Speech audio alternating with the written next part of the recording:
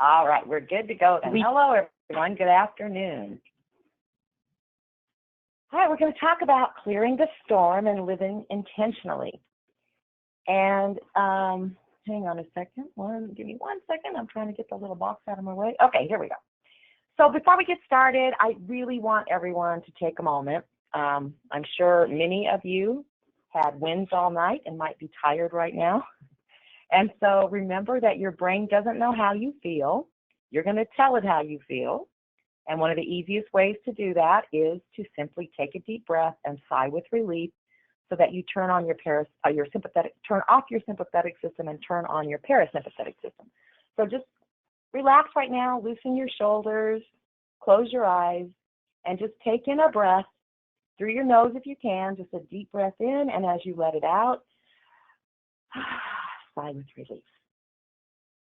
Remember, this releases feel-good hormones, endorphins, dopamine, so you can do this anytime you're feeling tired or stressed. All right, let's get started.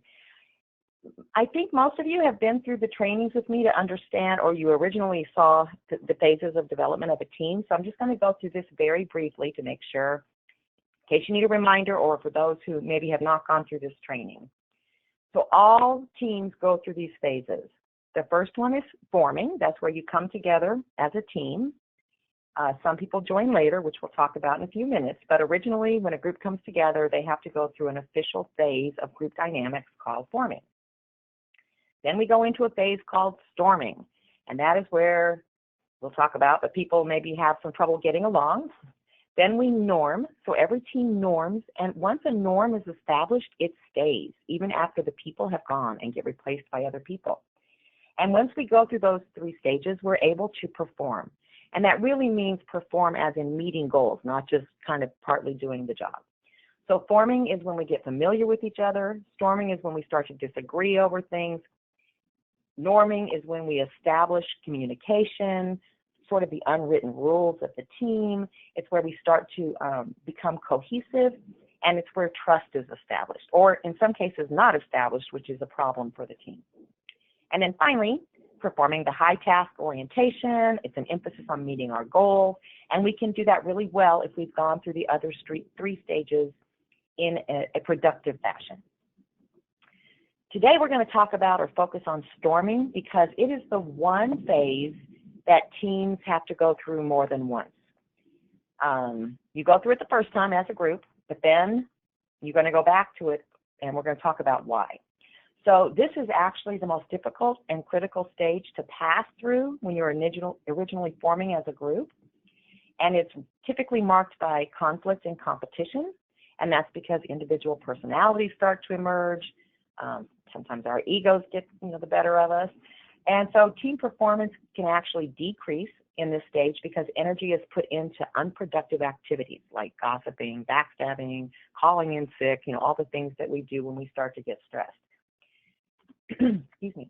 So members may also disagree on team goals during storming phases, and subgroups or cliques get established, and they form around strong personalities or areas of agreement. So it's in the storming phase. It's almost like a danger period if you're not paying attention to it because your team can split or fracture. So not only are you not cohesive, but subgroups get formed, and that tends to cause conflict that goes on long after the storming should end. Okay.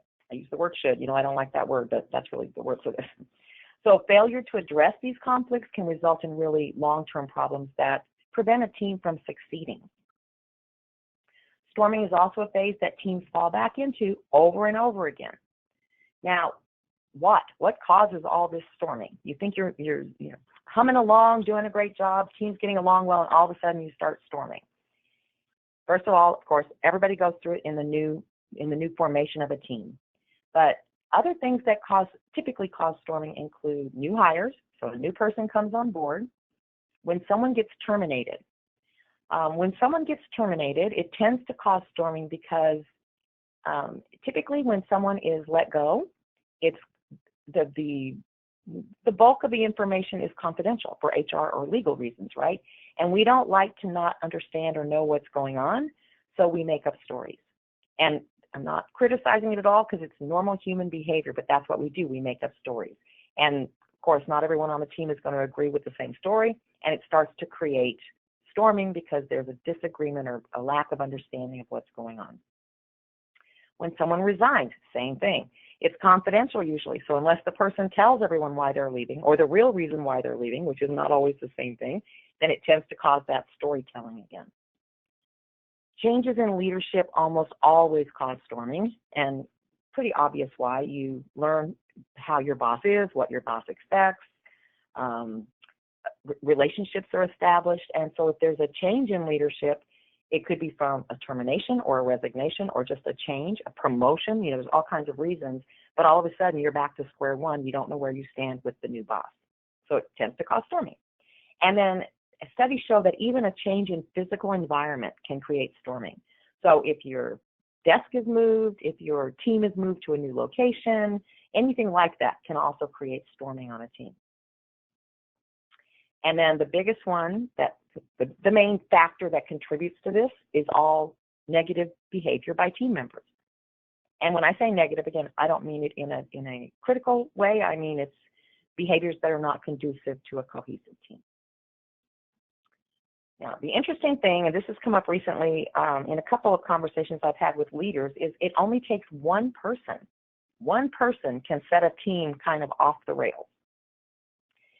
So it really is that cliche of one bad apple spoils the whole bunch. That phrase is actually used frequently in articles on group dynamics because it's really true. Now, it seems like that would not be possible, like for one person, say on a team of 30 people, that just one person sort of losing their center could cause a whole team to start storming, but it does because typically it's from a person who starts to complain a lot or gossip or shirks duties. They quit doing their job well, so other people have to pitch in and take over. If someone starts to become very uncooperative in following the team's norms or processes. And then, of course, there's a lot of other negative behaviors. But one person can do this because emotions are contagious. So that's all it takes. One person that's not taking responsibility for their own behaviors can set off a chain reaction. And then remember, we're not just one team. None of us are just one team, right? We are teams within teams within teams. So each role on a team is just made up of individuals that are also part of other teams. So all of you, hopefully all of you, have friends and family. Family is a team. Friends are a team. Volunteer groups are a team. Students are a team. If you go to church, you've got some kind of a church team. It's the people that you hang out with or that you teach with or that you pray with, whatever it is, but we have a ton of teams in our lives. And then clients become an important part of our team, but they also belong to their own teams, right, just as each of us does. So a hospital Welcome Baby team, in addition to all of this, is part of a bigger team or bigger teams.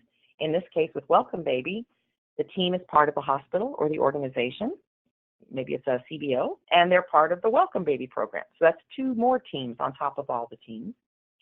And then the hospital is also part of a bigger team, which is either a corporation or shareholders or a nonprofit organization, but they're not just a standalone, not involving other people. And then the team in hospitals are also related to a bigger team, which is the Family Strengthening Network, right? So really trying to make the point that, we think our behaviors or our actions don't have an impact on many other people. And in fact, anytime there's a problem of any kind, it ripples through. So one of the things I want to ask you is, which role do you think is most important on your team? And you can type it in the chat box. But which role do you think is the most important?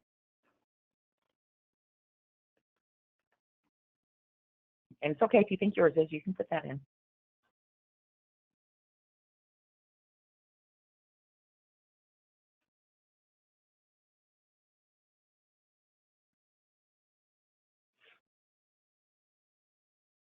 Not seeing anything pop up in the chat box.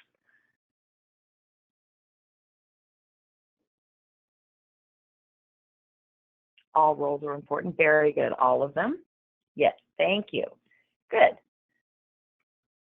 So I want to explain why, and thank you for those of you that just responded. Yes, all of them. Thank you, Jill. I'll tell you the reason. Let's consider an outreach specialist doesn't engage with clients. Just consider who is affected? How many people are affected?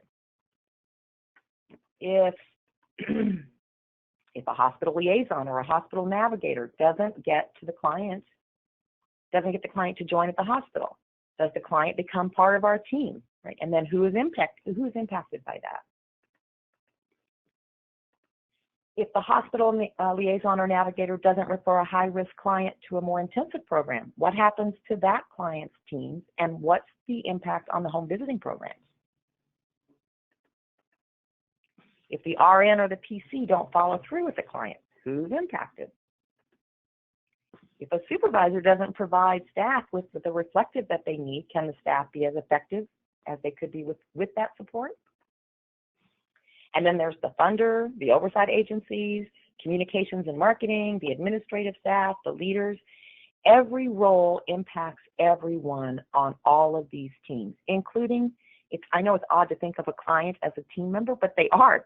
They may be the most critical, right, if we were going to say the most important role for all of us, because without them, we wouldn't have anything to do.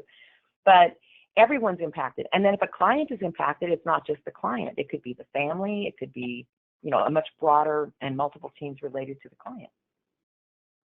So since every role on a team is interrelated to other roles on the team, they're all connected, all of us really have to try to remain responsible and accountable for our own behaviors as part of those teams. And then, of course, remember, when one role fails to perform, it affects everybody because of the ripple effect. So interestingly, that's all about roles, but behaviors are just as important, if not more important, than the roles because of the impact they can have. And one of the biggest or most common, I shouldn't say biggest, but one of the most common issues that comes up for teams is new hires, okay? So all of us have new people coming on board. When we need that role filled, we desperately want somebody to come on board, right? But it's important to keep in mind that a team is already well established and the norms are like concrete, okay?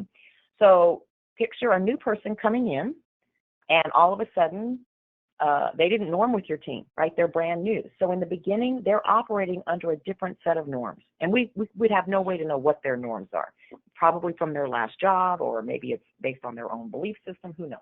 But they come into the team and they don't fit in. So storming typically occurs because it's not uncommon for team members to react to the new hire. It's really not uncommon to do things like judge the person for not fitting in, or criticize actions that person takes because they don't match the norms of the team. It's also not uncommon for people to feel threatened by the person, especially if that person is highly skilled or very enthusiastic. And it's perfectly normal, right? You're doing your job, you're doing a good job, you're pleased with yourself, and then somebody comes on board and says, oh, they don't say it, but we interpret it to be like, oh, they're going to come in and try to, outdo me or be better than me. And so our defense mechanisms go up. Many of us expect new people to learn quicker than they're capable of. And this is interesting because if you really think back, this comes from us being here a long time now. If you think back to when we all first started, none of us understood what we were doing. So a new person coming in is just like that. They come into a team, but it's also this big program, and some people have a hard time getting the hang of it. And then, of course, there's always the temptation to gossip about the new person. And all of those behaviors, those are negative team behaviors, which are going to create storming. So if even one or a few team members respond this way, the entire team gets thrown into storming. So again, remember I said it only takes one person. One person gossips to another person. That person then agrees and sort of a little click starts, and then pretty soon there's all kinds of stuff going on around the new person.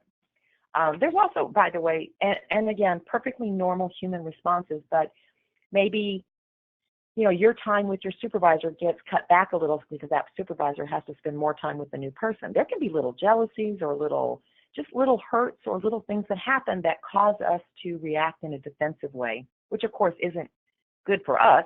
It's not healthy, and it's not beneficial to the team.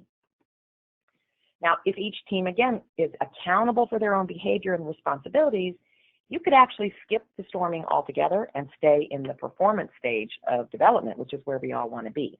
But that requires every team member to do it. So, of course, the problem or challenge is always that maybe the majority of the team does want to do that, but you've got one or two people who are having a challenge doing this, and then if we allow it, they can pull the whole team down instead of the team pulling them up. So what can we do to help your team avoid storming when someone new comes on board? And before I even start this, I'm going to ask this question. Have any of you noticed when your team is storming? You can just type yes or no. And have you type two? One is yes or no, your team has gone through storming, and then yes or no, your team has recently or currently is going through storming. Yes. Okay. Okay.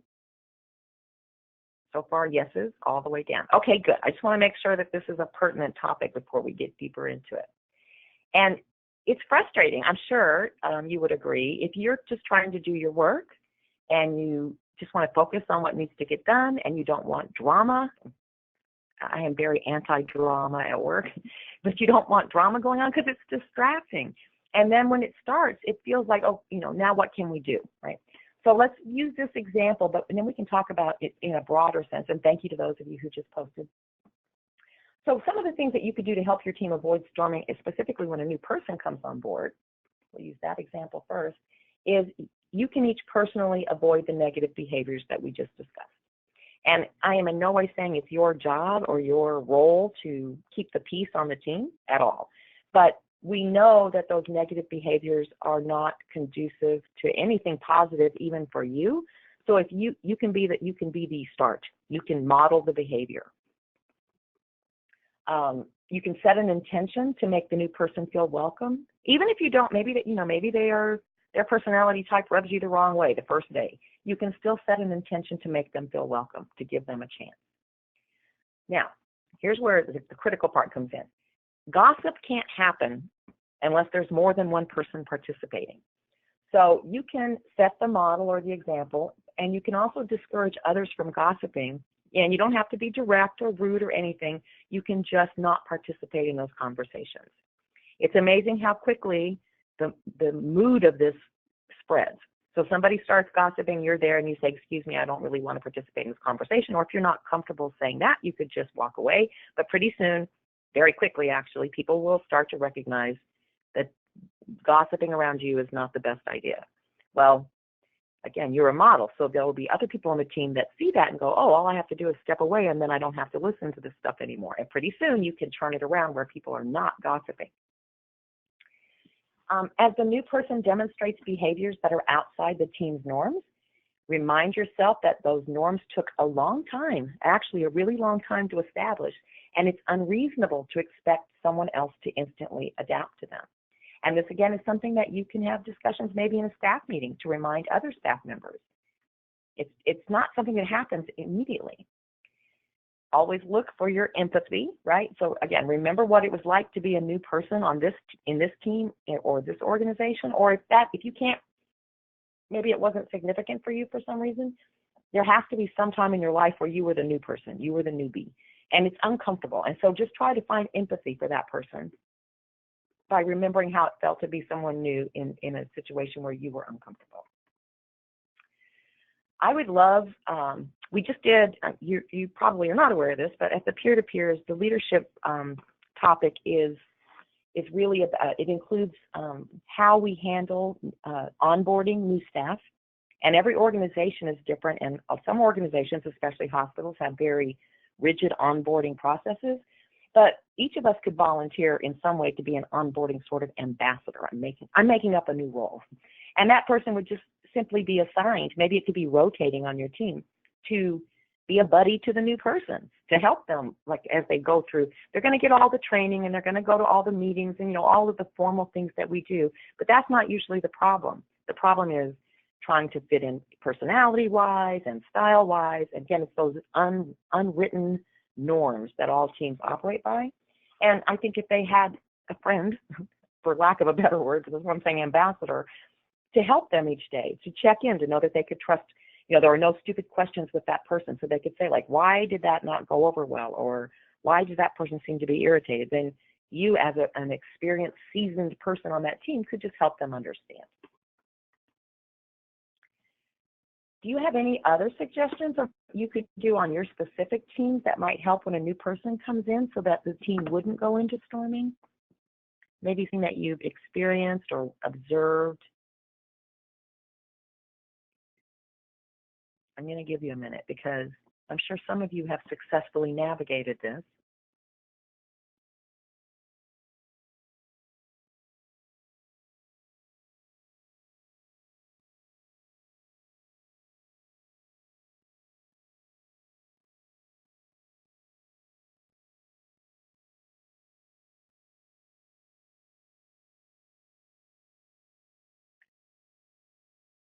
Are you aware of what your onboarding process is for your organization?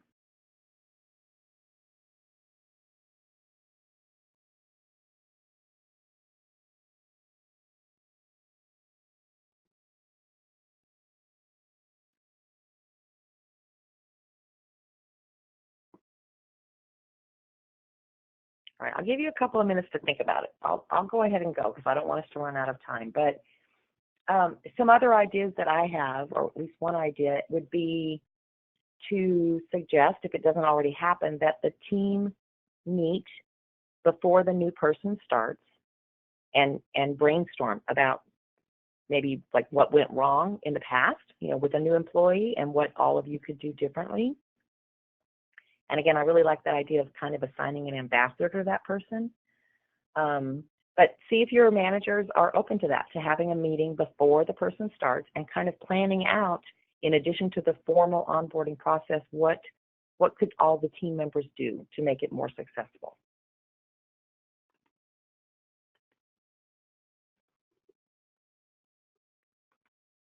Now, why is this important?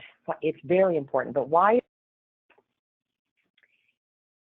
It's important for several reasons.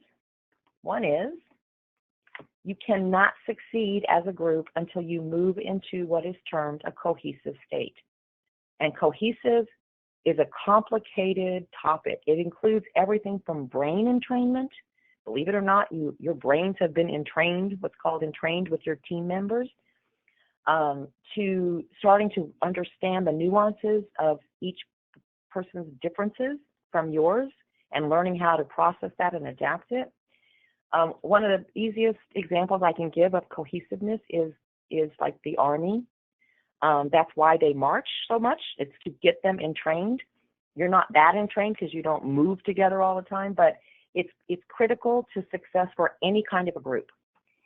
And you can't maintain a cohesive state when you're storming. So every time your team storms, you are being pulled out of that cohesive state. It's sort of like a chaotic state, right? So some people are doing what they're supposed to be doing. Some people are exceeding what they're supposed to be doing. Other people are protesting in some way. And it just creates this chaos that prevents you from being able to really work in a productive manner. And it's typically the time when you start questioning, like, do you want to keep this job because you don't want to go into the office?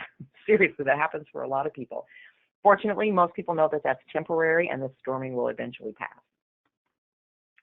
So to get through the stage, it really requires that team members work together to overcome the obstacles and also to accept differences, which of course is the hard part, and to work through conflicting ideas on team tasks and goals. So it's very interesting from my perspective. I'm sure it's not interesting at all if you're in the middle of it, but when a team starts storming, even things as simple as tasks and goals that you've all been aligned on before start to be questioned. So it's sort of like a subtle form of, again, sort of resistance that people start saying, well, no, I don't think we should do this anymore. Or, no, that's too hard. Or no, we can't do that. So this negativity creeps in. Now, you can't reach a cohesive state until you learn to change your thoughts and behaviors, basically out of fear and into a cooperative way of being. And of course, when you're storming, you don't want to cooperate, right? So, and I don't mean you personally. I hope you know what I'm saying as a group.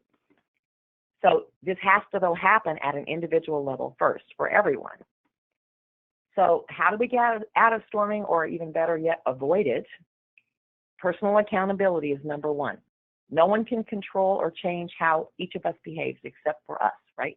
No one can change me. No one can change my behavior. I have to decide that I want to do it and be accountable for it. And of course, what goes wrong with that is basically three things. It's either ego, limited perspectives, or judgments. Ego's the big one, and we all have one.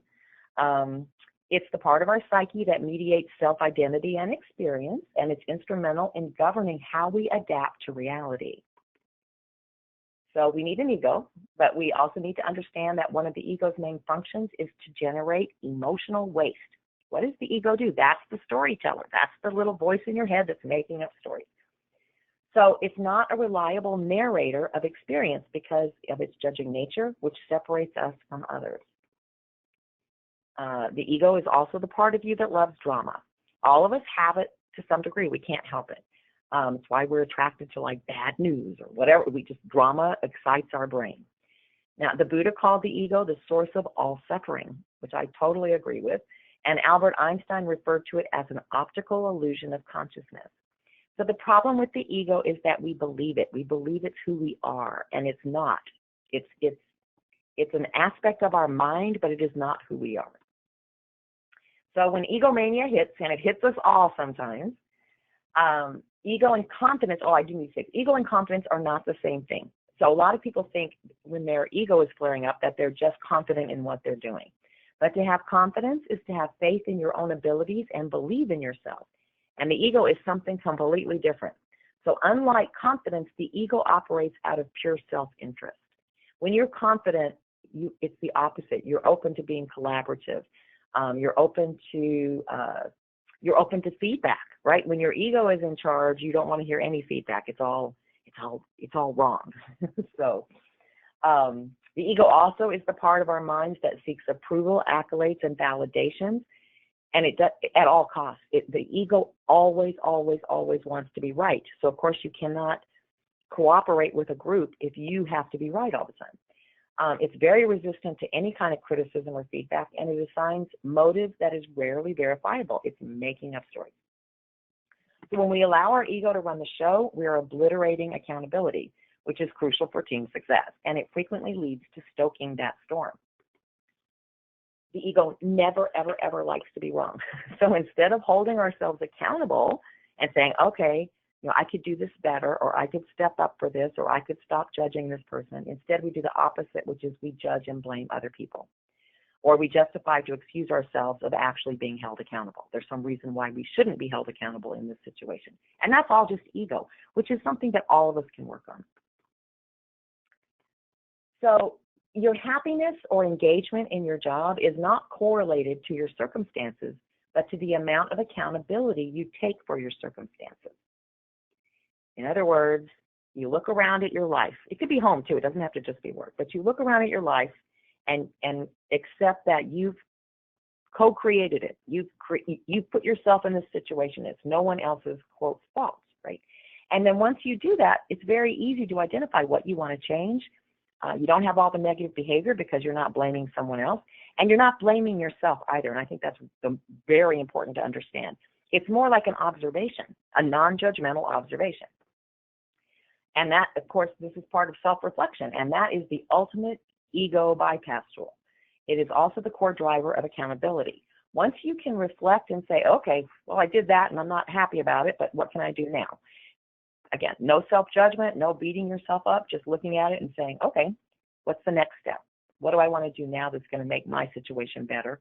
And again, by extension, that makes another person's situation better because we're all connected. So pause and notice. Another thing you can do here is ask yourself when something's going on, when your team is storming or you're feeling negative toward another person on your team, are you in your heart or are you in your head? So, and I mean physically, you physically can feel it, right? So sometimes we may not be able to immediately get out of our ego, but if you recognize that you're operating from ego, the damage is much less.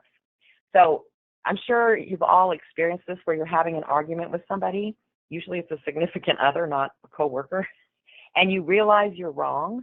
Like at some point the light goes off and you're like, oh gosh, he or she's right and I am wrong. And you don't want to admit it, right? So you just keep arguing. That's ego, number one. But number two, the minute you recognize it, you are switching into mindfulness because that's what mindfulness is. It's where we are paying attention to where we are, what we're doing.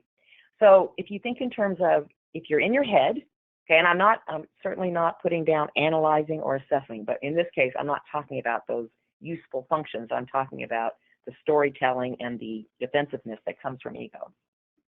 If you're in your head, it's ego, right? If you're in your heart, it means you're moving into empathy, and that's the first step to avoiding or repairing any kind of conflict that's going on.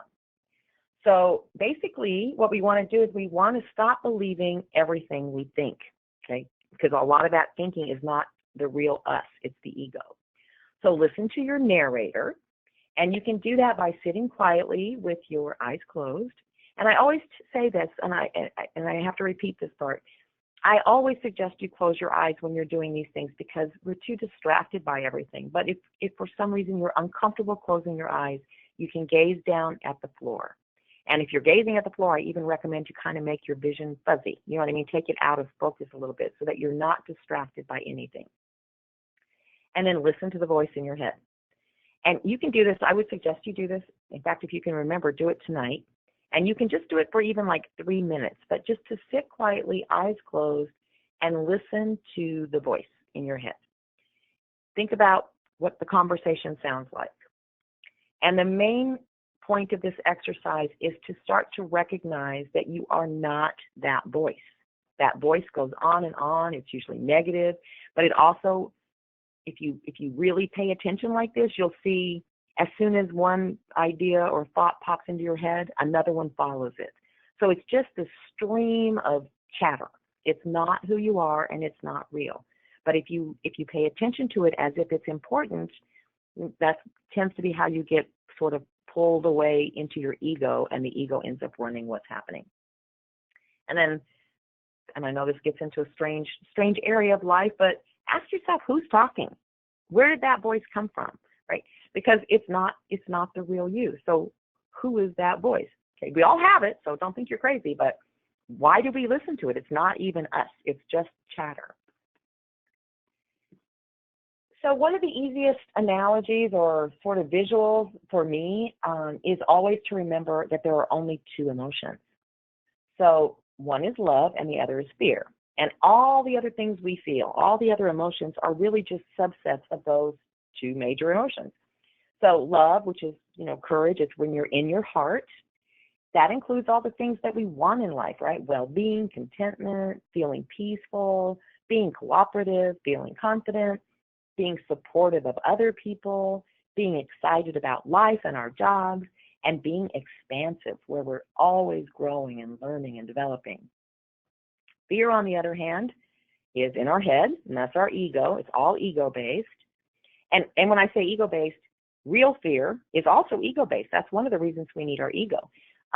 It is the fear factor that tells us when we're really in danger, and sometimes we really are, so it's important. But I'd say 99% of the time, the fear is not real. It's a made-up story. So the fear side includes anxiety, hatred, depression, competitiveness, loathing, dreading, gossiping, and attacking. And the reason I said earlier to check in and see if you're in your heart or in your head is because you can only be in one of these at the same time. They can't coexist. So if you've slipped over into fear, which we all do at certain times, especially if we're feeling intimidated or insecure, or we don't feel like we have a good grasp on what's happening, we go into fear. That's a defense mechanism. But if you just check in and you recognize that you're in your head, then you can move over into your heart, or move down. I say down because your head's above your heart, but you can move down into your heart.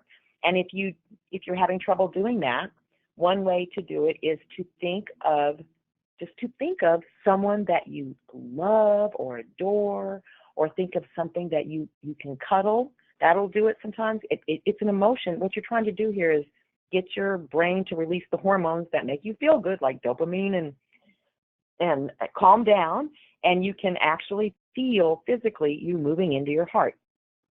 So if you love kittens, puppies, babies, if you have a significant love in your life, if you have children, whatever it is, like grandchildren, just think about that person, or you can think of some event that made you feel very loving and caring.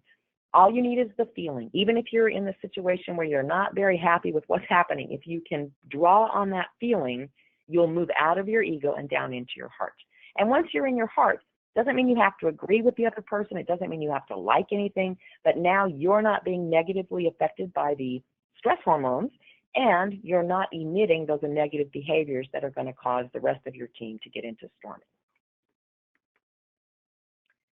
So, I know I say this all the time, but perceptions are very important.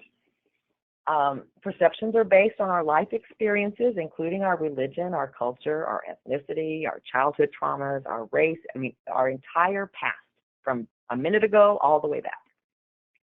So each of us has our own reality based on our perceptions. And you don't have to change your perceptions. Again, none of this is about really making any big changes to yourself other than noticing your behavior and adapting your behavior to better serve you. But you do have to recognize that others' perceptions are not the same as yours. They have their own reality. A lot of the conflicts that we have with other people are simply this, that we're not recognizing that instead of right or wrong, it's two different perspectives. And that's because the ego does not like this. Again, the ego doesn't want to be wrong. So even though there's not an absolute right or wrong, your ego wants there to be. My reality may not look like your reality, but with both of us, our realities are only our perceptions or perspectives. And again, remember, the ego makes up stories about every situation, but those stories are not reality. Our perceptions determine our perspective. So all of you, I think, have done different exercises with me where I show you a picture, and there's more than one answer to what the picture is. But I thought this time we'd look at perspective, because it's along similar lines. But two people are going to see a situation from two completely different perspectives. And the key to cohesive teamwork is to understand that and then to be able to talk about it, because you might be able to broaden your perspective, or they might be able to broaden theirs, or you can just agree that you both have two different perspectives. But there's really no reason why any of it has to devolve down into a disagreement or an argument, and certainly not into storming.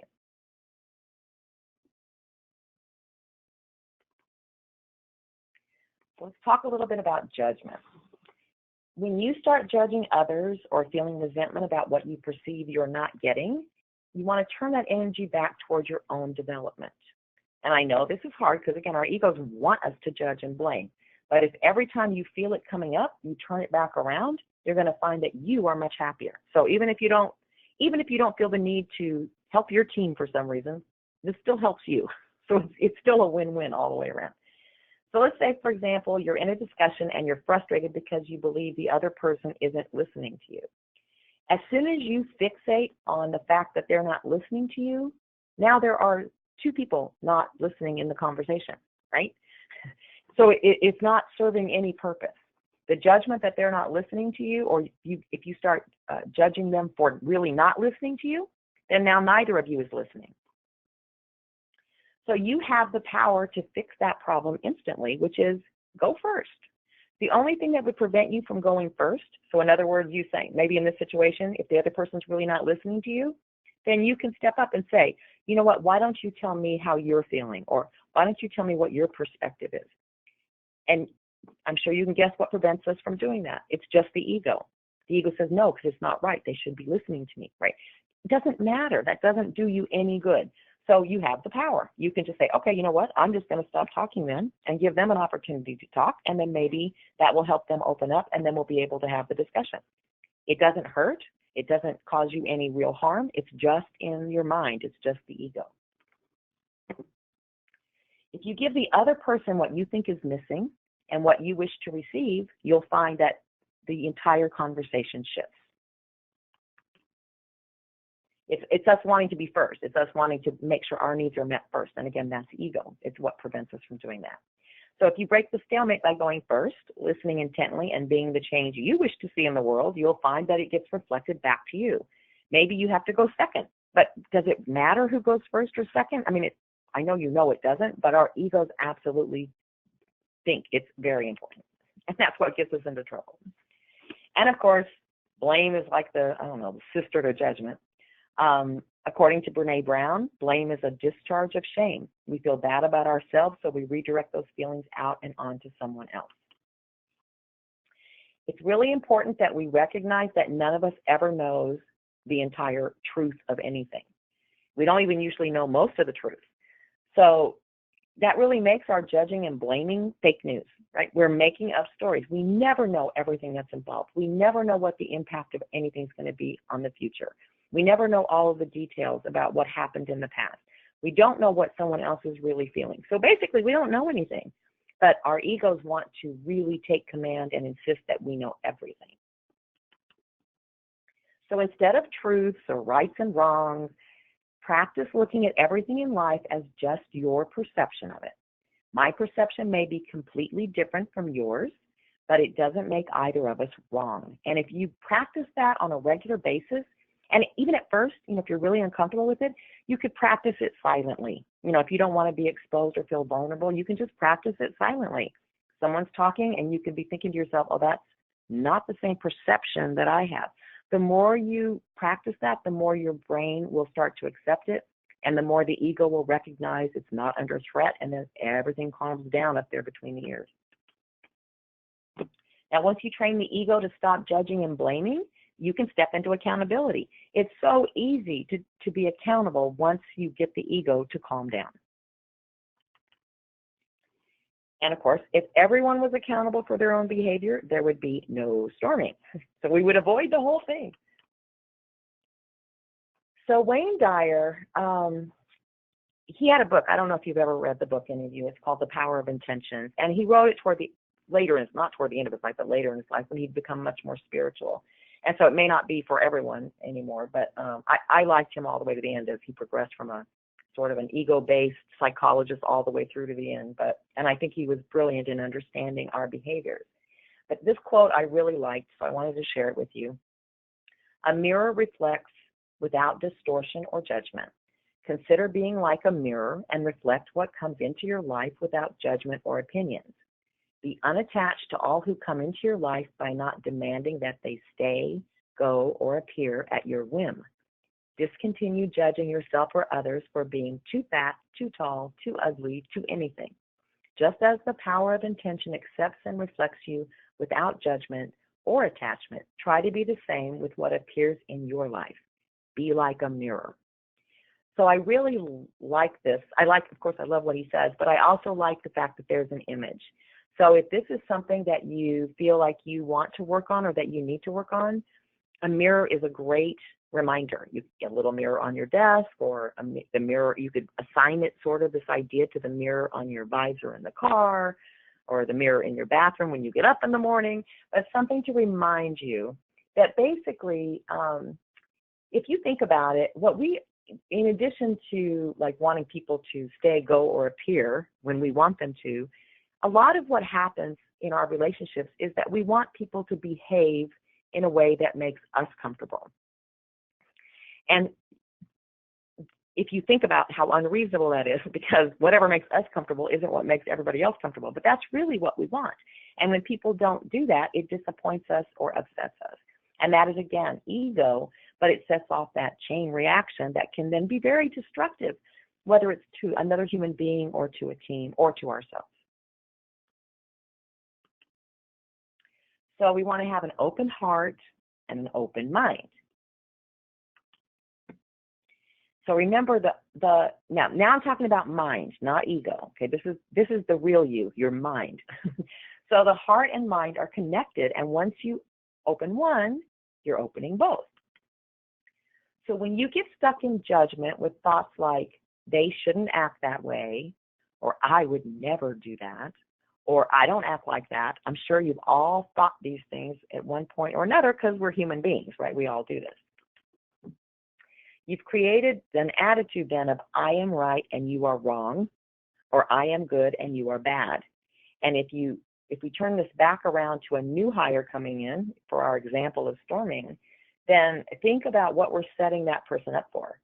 We're setting them up to be wrong, right, or to be bad. So they may act in a way that you don't agree with or that you're not in alignment with, but if you go back to the perception concept, and if you stay in your heart, then it doesn't trigger you the way it does when you work through ego. So you want to open your mind or open your heart.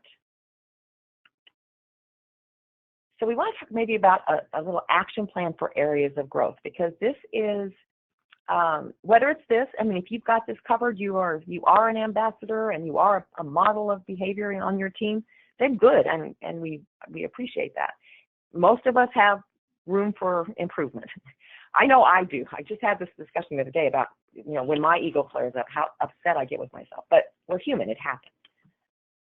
So, and again, although we're discussing your work environment, this process works for anything you'd like to change or for any areas of personal growth and development you want to achieve. So it's not that hard. Our issue is that we hear something or we see something and it's been proven over and over and over again to be effective, and we think, oh, I'm going to do that, and then we don't do it. So it's really just do it. If you think in terms of like how we overcome procrastination, one of the ways is to do something for 2 minutes. So if you're procrastinating, do it for 2 minutes, and you'll find that once you start, because that's the problem, it's not doing it, it's starting it. Once you start it, then you'll actually get into it, you get motivated. So for like this kind of an exercise, I'm going to ask you, instead of doing the whole thing, I'm going to ask you to do it for 2 minutes, and then just see if you can get yourself to do the whole thing. So first you want to make a commitment. And I want to stress, and I know you've probably heard me say this before, but I really want to stress, write it down in handwriting, not on a device, not on your computer. When you handwrite something, your brain sees it as something important because there is a physical movement tied to a mental process. So specifically name the ways you would like to improve what? I don't know what you want to improve, but let's say it's specifically name the ways you would like to improve creating a better work environment. Okay, so just be very specific for whatever it is. Name the ways you would like to improve your health. Name the ways you would like to improve your relationships. So whatever you want to work on, write it down. And then write down, what are you willing to do to improve? So in other words, are you willing to take action? Are you willing to do these exercises? Are you willing to invest a little bit of time, depending on what the thing is you're trying to improve on? Just think about what you're willing to do. And then, and this is important, what support would you need in order to accomplish what you're willing to commit to? So we'll use 2 examples. If it's your work environment, like to keep your team from wanting to keep your team from storming, what would you need? What support would you need? You can't do that by yourself, right? You can be accountable for your own behavior, but you can't make other people change. So what support would you need? Just write it down. And even if you think you can't get it, write it down, because you'd be surprised how many times you can get it if you really focus on it and follow through. I didn't do a personal one, sorry. So the other thing, it could be something like, if it's a relationship, then maybe it's a relationship with a spouse. You can't, again, fix that by yourself, right? So what support would you need? And it doesn't have to be that your spouse is going to agree with you. It could be something like, the support you need would be able to sit down with your spouse and say, I really want to work on this, and all I'm asking is that you be open to the process. They don't have to agree. They don't have to say okay right away, right? But you've got to figure out what is the support you need to even get started. Now, I think you're all familiar with SMART goals, but once you've committed, then you're going to identify your goal. And your goal is really going to be what you're trying to improve, right? But you may need to word it differently so that it looks like a goal that your brain can recognize as a goal. And if you have multiple goals, go ahead and write them down.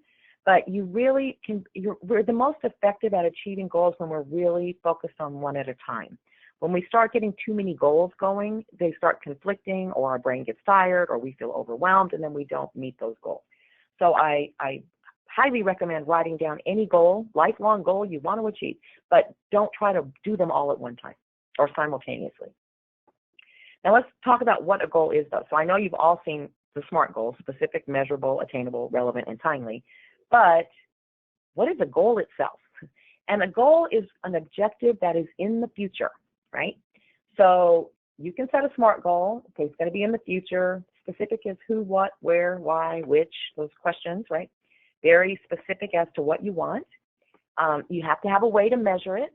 How, from now, when you're starting to, when you hit the goal, how will you know, right? It has to be attainable. And that doesn't mean it has to be something easy, but it has to be something at least somewhat reasonable. So I forgot the amount of Jeff Bezos's bonus he got last week. I think it was like $13 billion or something.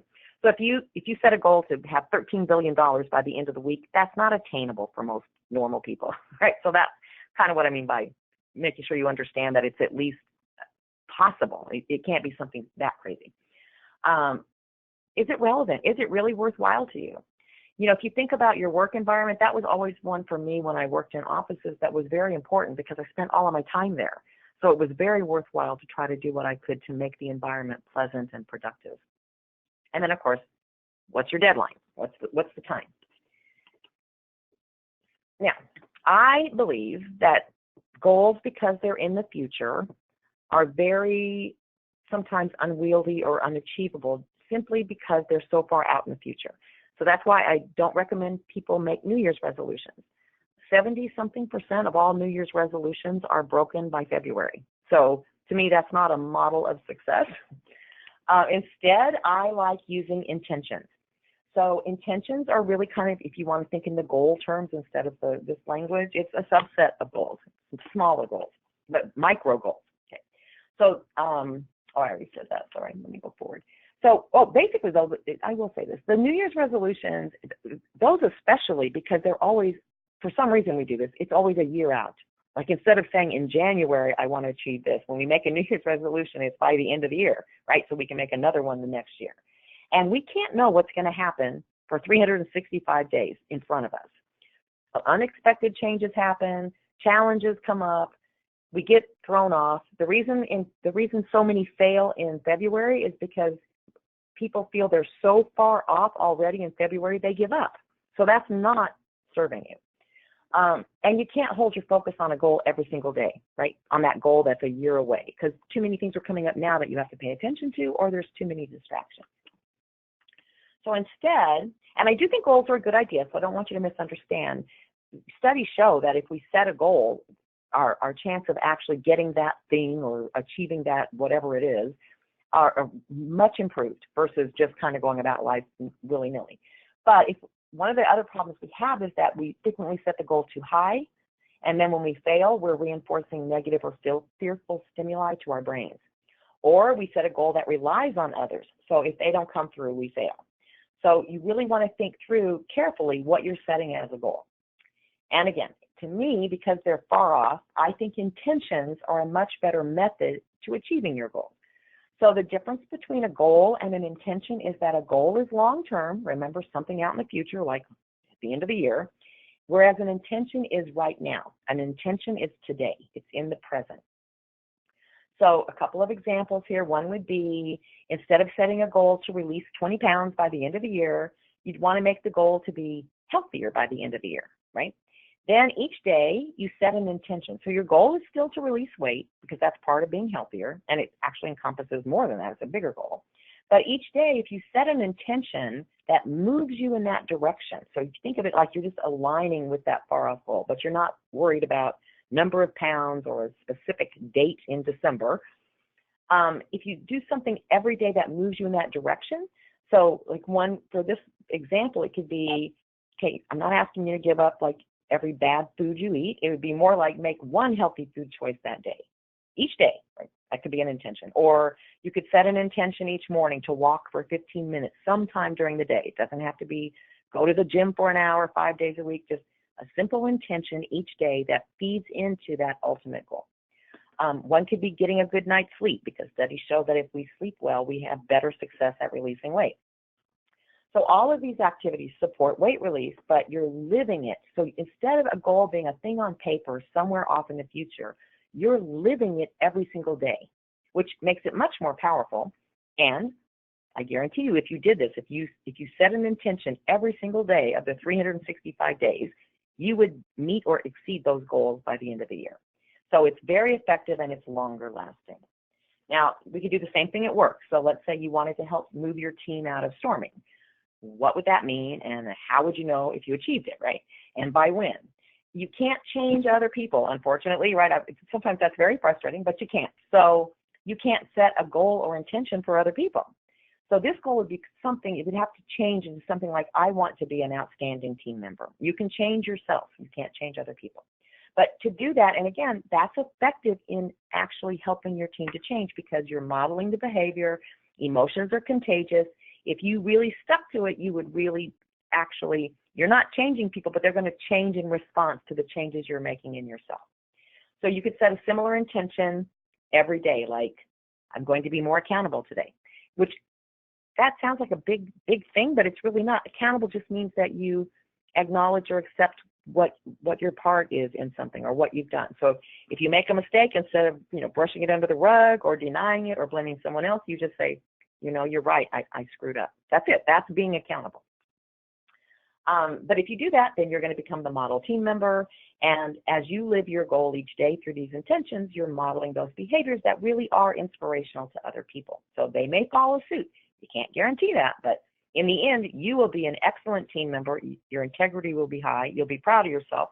And if others want to come along, great. But if they don't, you've still met your goal. This is true for really any goal that you can think of. The most effective way to use intentions is to write down your goal, make it realistic, word it carefully, then put it away. You don't need to keep looking at the big goal for the end of the year because your brain gets the message, so there's no reason to fret about it or anything every day.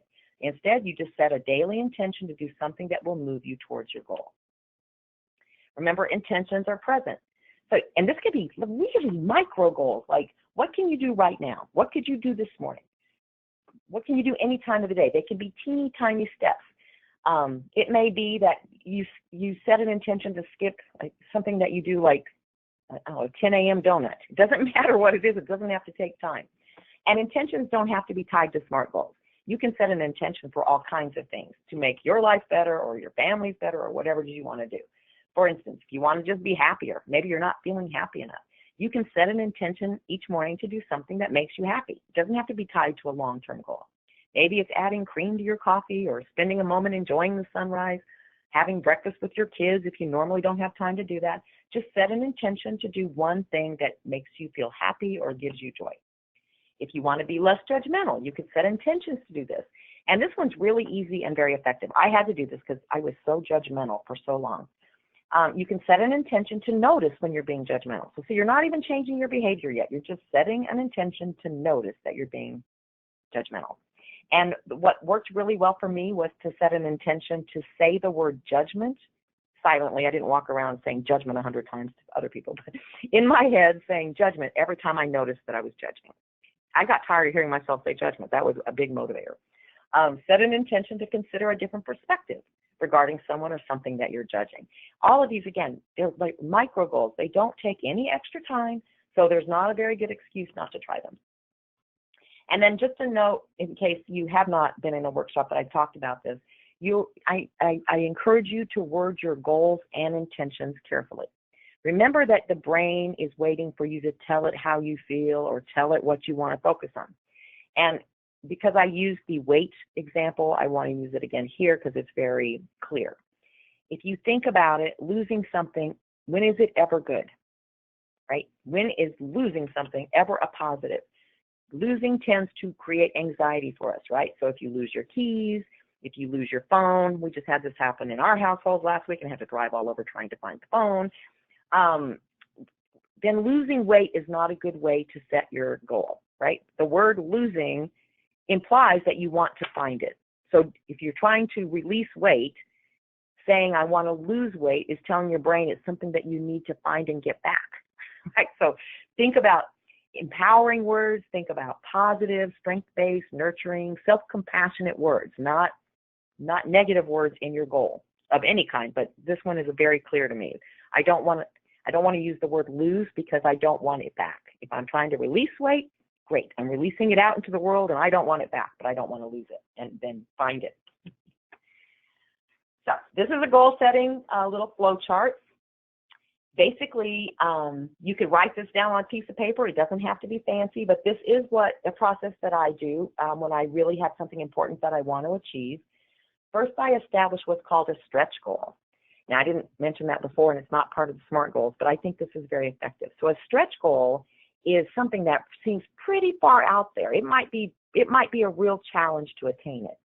And that's okay, because on a stretch goal, part of you is recognizing it may or may not be doable. Now, I wouldn't go as far as like Jeff Bezos's bonus, but I might say something like, I want to have enough money to retire in 3 years. Okay, that is a big stretch goal for me. That's probably not going to happen. And I don't want to retire, so I guess that's not a great example. But you put something out there like that you want. And then you create a SMART goal that ties into that stretch goal. And it's an interesting thing the way the brain works. That stretch goal, even though you think it probably isn't attainable, which is sort of outside the rules of a SMART goal, the stretch goal actually gets your brain focused, looking for ways to reach that stretch goal. So you'll find that your goals, the regular SMART goals, are easier to attain. And the regular goals really are SMART. So the stretch goal is like this big overarching big thing, but then you set a specific sub goal that's a SMART goal. So it'd be something like, okay, so let's say I need $1 million to retire. So my specific sub goal or SMART goal is going to be something like increase my income by $5,000 this year or something like that, right? It's not going to get me millions, but it's going to get me started in the right direction. And then you keep going down. So it's kind of like a little upside down, or I put it the other way. I think intentions are the most important part, but it's like a funnel. So after you do your SMART goal assessment, you put out when and where and how and why, then you start with what intentions can you set? Now, I think if you do intentions every day, you can meet any goal that you want to meet. And you can follow this process for absolutely anything. If you want to be neater at home, if you want to get more work done in the office, if you want to change some way that you're working with clients, like whatever it is, follow this little layout and you'll find that you achieve them. And actually, you start to achieve them faster and faster. It's almost like the brain figures out what you're doing. You get one goal met, you go to the next one. Now, with the big stretch goal, you would work on one set of, like one goal underneath it that kind of leads to it. And then when you feel, like say if it was the $5,000 and I hit it, then I would create another goal that ties into the stretch goal. Well, now if I got $5,000 more in a year, maybe I can get $6,000 more this year, something like that, where you just keep adding goals, you meet them, and then you add another one and make it higher and higher, or more and more, like depending on what you're trying to do. So why intentions set you up? I want you to watch this little video. Can you hear?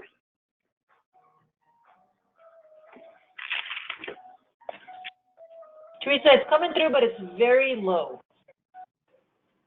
Grow my business in a sustainable way, strengthen my health, and improve. That better?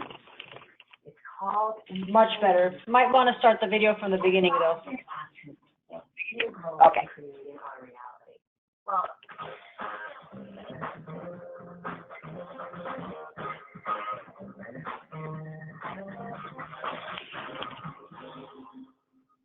today I want to share a tool that helps guide my life. It's allowed me to grow my business in a sustainable way, strengthen my health, and improve my relationships.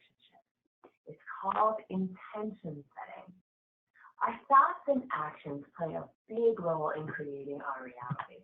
While intentions are like the conscious and unconscious motivations behind our actions. They're the catalyst that creates a chain reaction of events that lead to your desired outcome. Here's an example. So sometimes I get a little social anxiety. I don't always love going to big parties or networking events. So recently I was invited to a really fancy gala, and I knew I would need to prepare myself because I didn't want to feel nervous or uncomfortable. When I'm nervous and uncomfortable, I might talk too much or laugh too much or, be creepy. I don't know. So on my way to the event, I took a few moments to get grounded. I set the intention to connect from the heart and just be myself, to listen, be present, and give my full attention to people with no agenda. Not because I wanted people to like me or to feel like I belonged, but because I wanted to relax and just have nourishing conversations. Well, guess what happened? So not only did I have a total blast with zero anxiety, I connected with so many amazing and inspiring people. And I even reconnected with two old friends I hadn't seen in years and who I deeply missed. That's how the universe works. Positive intentions will show you the best and healthiest choice for you.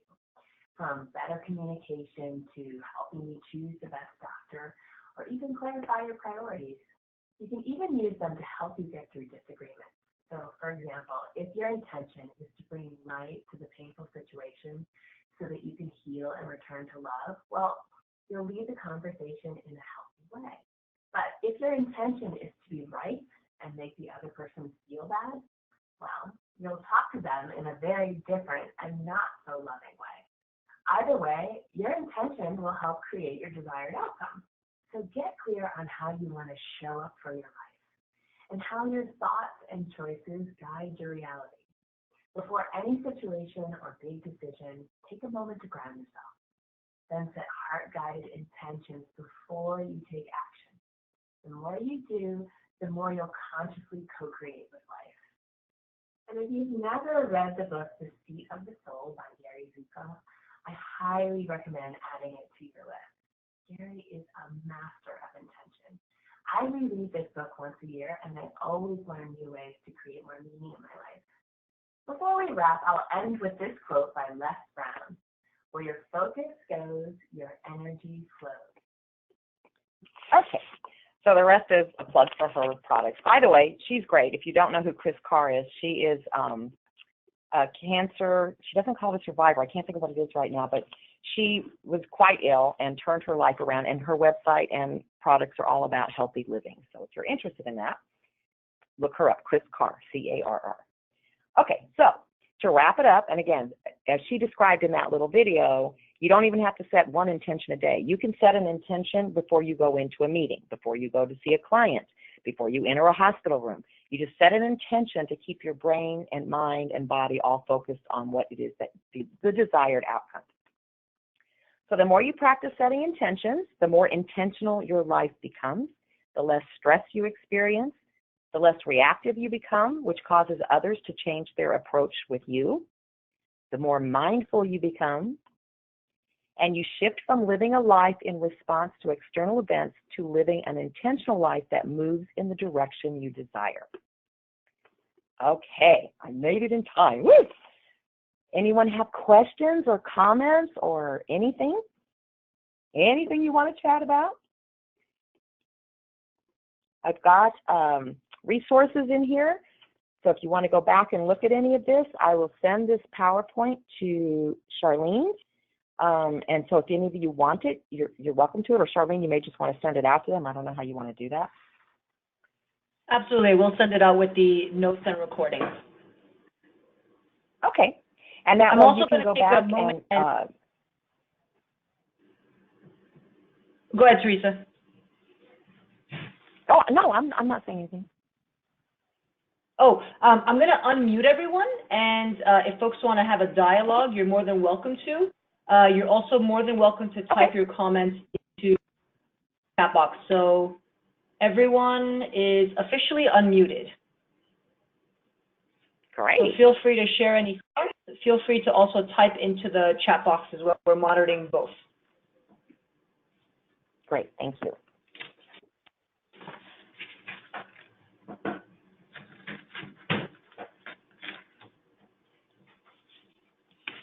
Does anybody feel like this is something you can't do?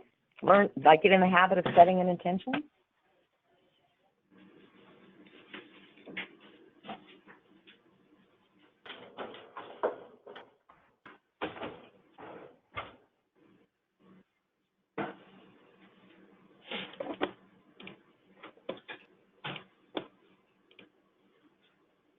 Doable. Yes, thank you, Yadira. It is doable. It's absolutely doable, and it's not hard. It's just getting into the habit and paying attention. Self-awareness, you know, we forget, right? You're welcome. Thank you. Good. Thank you, Maria.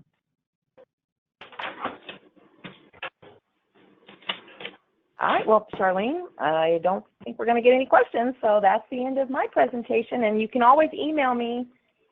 Again, it's down here, info@work2liveproductions.com if you have questions or you want any other resources for you or your team.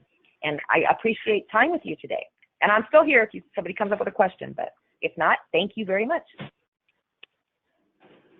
Thank you so much, Teresa. We'll be sure to share the recording along with your presentation with everyone after this call. So I'm just going to take another minute. I know we have 3 minutes, but just wanted to take another minute. And if there are any questions, feel free. Everyone is unmuted at this time. You're also welcome to type things into the chat box. Just a friendly reminder, our next quarterly call is on May 11th. So we'll be sure, if you have any topic suggestions or ideas, feel free to email me. We'd love to look into topics that are useful for you.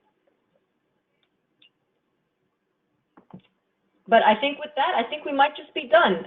Thank you so much, everyone, for joining our Q3 peer call. I hope you have a wonderful rest of the day, and we will see you soon. Take care. Bye.